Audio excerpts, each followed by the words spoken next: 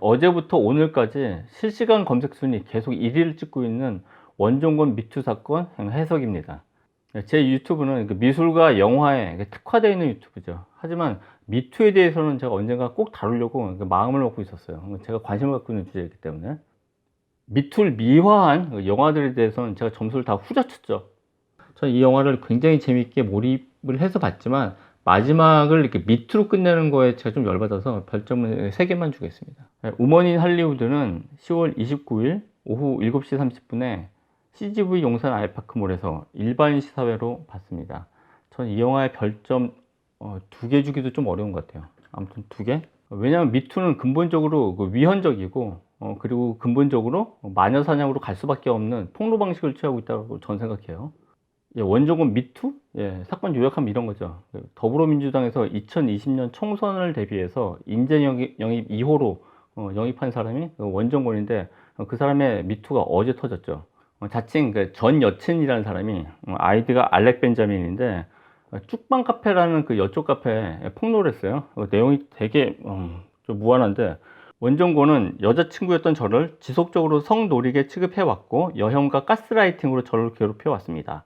이런 글과 함께 침대 위에 발가벗은 자기의 두 다리 사진을 올렸어요.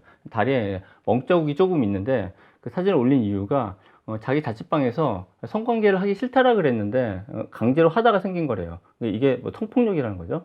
설령 이게 어느 정도 사실이라 하더라도 이 두 남녀 사이에서 벌어졌던 과거사를 공론할 필요가 저는 없다고 생각해요.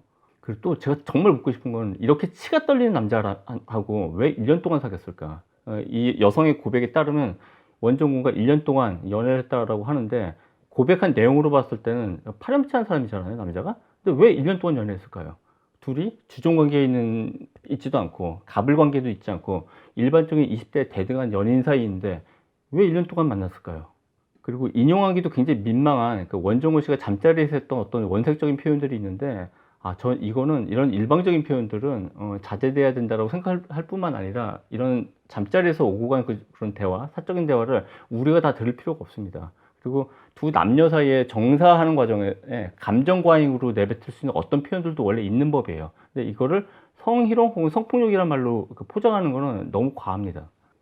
결과적으로 원종건 씨는 하루가 지난 오늘, 그러니까 1월 28일 날 인재 영입 자격을 자진 반납을 했죠. 반납하면서 자기 잘못한 건 솔직히 없다. 그러면서 파렴치한으로 몰려서 참담한 심정이고 진실을 밝히기 위해서 명예 회복을 하기 위한 노력을 하겠다라고 말했네요. 원종건 미투 소송은 제가 볼 때 미투 파동의 끝물에서 발생한 미투의 본질을 아주 꿰뚫어 볼 수 있는 그런 사건이라고 좀 봐요. 미투의 8할 이상이 리벤지 폭로라고 많이 생각을 합니다. 그러니까 어떤 복수의 수단으로 폭로를 과장한다는 거죠. 미투는 거의 대부분 동일한 패턴을 갖고 있어요. 헤어진 남친한테 혹은 뭐 불쾌하게 헤어진 어떤 사람한테 보복할 수 있는 가장 손쉬운 감성팔이 도구가 지금 미투가 됐어요. 근데 이렇게 말하면 그럼 당신도 어떻게 이거에 대해서 잘 알아라고 물어봐요. 전 잘 압니다. 왜냐하면 2016년도에 그런 사태가 우리나라에 있었고 2018년도 미투 때 이 두 해 사건 때 가해자로 지목돼서 초주금이 됐던 사람들을 제가 직접 만나서 얘기를 나눠보고 그 사연도 듣고 여자가 계정폭파하고 사라지는 장면을 제가 여러 번 봤고 그런 사람들을 갖다 방송에서 변호하다가 제가 굉장히 애를 먹었습니다. 몇 년 동안. 그리고 가장 큰 문제는 요 몇 년 사이 한국 사회에서 성폭력이란 개념의 바운더리가 너무 넓어졌어요. 너무너무. 저는 이거를 성폭력 개념 인플레이션이라고 말합니다. 성폭력의 진짜 가치가 사라져 버렸단 말이에요. 두 남녀 사이에서 추파 던지기, 썸 타기, 혹은 연애 시절에 좀 섭섭했던 어떤 기억을 성폭력이란 정말 어마무시한 블랙홀로 다 흡수하게 돼버린 상황이 돼버린 거예요. 미투는 아까 말씀드린 것처럼 동일한 패턴을 따른다고 했잖아요. 그래서 저는 이런 동일한 패턴에 문제 제기를 하지 않는 이 사회 분위기가 너무나 이상해요. 봅시다. 동일한 패턴 하나. 남자는 실명으로 공론에 내던져지고 폭로한 여자는 익명으로 보호됩니다. 언제나 이렇게 비대칭적인 구도가 형성이 되고 동일한 패턴 두 번째. 여론하고 언론이 남자로 지목된 가해자로 지목된 남자를 가해자라고 표기하고 폭로한 여성을 피해자로 표기를 합니다. 가해자 피해자 프레임이 생겨버리죠. 동일한 패턴 3. 남성의 혐의 여부가 전적으로 피해자라고 자처하는 여성의 진술에만 의존합니다. 이것만 봐도 일단 굉장히 초법적이고 대중 감성에 호소하는 선동주의라고 할 수 있죠. 그럼 이렇게 말하면 다들 이렇게 물어봐요. 저도 그렇게 믿었었고 여자가 괜히 폭로하겠냐? 폭로하는데 다 이유가 있지 않냐? 근데 익명주의에서 폭로할 때는 정말로 여러 가지 이유가 있습니다. 헤어진 남자에 대한 어떤 섭섭한 기억, 그리고 그때의 흐름, 그러니까 아주 작은 것까지 다 성폭력으로 이렇게 매도되는 그런 분위기에 편승해서 자질구레한 어떤 일로 어떤 특정 남자를 성폭력범이라고 이렇게 폭로하는 일이 흔히 있습니다. 자, 원정권 미투 폭로한 폭로 여성에 대해서도 한번 봅시다. 아주 그 미투의 전형적인 피해자 캐릭터를 다 갖고 있어요. 이 사람 이름 우린 전혀 모르죠. 알렉 벤자민이라는 아이디를 쓰는데 이게 누군지 우리가 어떻게 합니까? 원정권 씨만 알고 있죠. 피해자가 누군지 아무도 몰라요. 근데 이걸 봐요. 김은국을 비롯해서 여러 미투에서 이게 무고 판결받은 남자 피해자들이 있어요. 이 사람들의 고소 이름을 한번 검색해 보십시오. 여성 A씨, 여성 B모 씨라고 나옵니다. 왜 이래야 되죠? 가해자하고 피해자가 비대칭적인 어떤 심판을 받고 있습니다. 손해볼 게 하나도 없어요, 여자 입장에서는. 더구나 사정도 제대로 모르면서 여자가 피해자일 거라고 두둔해주는 응원군까지 뒤에 배후에서 이렇게 지키고 있죠. 실명폭로에 대해서도 한 예를 들어볼까요? 한국에서 실명폭로의 대표적인 사람은 서지현 검사하고 아마 안희정을 감옥에 있는 그 김진희 씨가 있을 텐데, 서지현 검사의 폭로는 인사보복, 안태근 씨에 대해서 대법원에서 얼마 전에 파기환송했죠. 김지은의 경우만, 그러니까 안희정을 대법원에서 그러니까 유죄 판결을 받아낸 경우인데, 저는 정상인이라면 김지은과 안희정이 불륜관계일 거라고 좀 믿을 거라고 생각해요. 저는 그렇게 믿습니다. 원정권의 미투 폭로를 했던 전 여친한테 묻고 싶은 게, 왜 이렇게 못된 남자를 1년 동안 연애를 했습니까? 뭐가 아쉬워서 자칭, 그 여자가 쓴 표현이죠.